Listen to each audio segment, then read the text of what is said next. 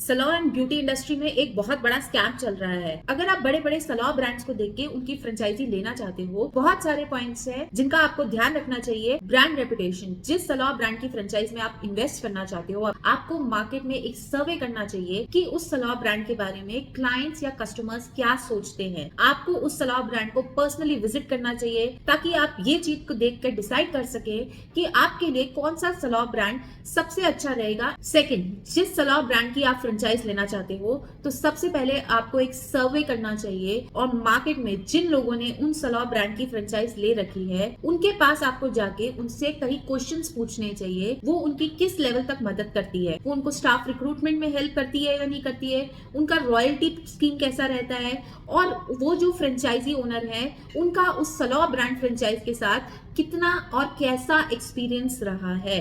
ये चीज बहुत इंपॉर्टेंट है। थर्ड, जो भी प्रोजेक्शंस आपको सलॉ फ्रेंचाइजी मॉडल दिखाते हैं वो प्रोजेक्शंस बेस्ट सीजन के लिए होते हैं। तो जब सलॉ का जो बिजनेस है वो जो स्लो सीजन आता है तब आपका जो रिटर्न ऑन इन्वेस्टमेंट है वो आपका सेम नहीं होगा। तो इस चीज का भी ध्यान रखेगा।